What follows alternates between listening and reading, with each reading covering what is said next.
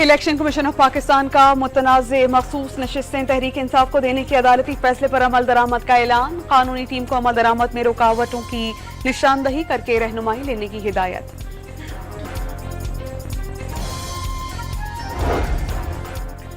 Chief justice की जेर सदारत जुडिशल कमीशन का इजलास।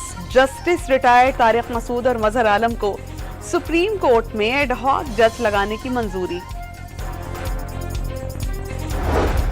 पीपल्स पार्टी हर आईनी और कानूनी फैसले के साथ खड़ी होगी। सदराती पुलिस जरदारी की जेर सदारत मुशावरती इजलास की राय।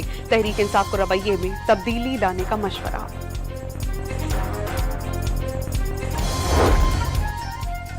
और रहनुमा तहरीक इंसाफ असद कैसर की सरबराह जमीयत उलमा इस्लाम पे मौलाना फजलुर रहमान से मुलाकात। दोनों जमातें सियासी ताउन के लिए बाज़ाब्ता मुज़ाकरात पर मुत्तफ़िक़।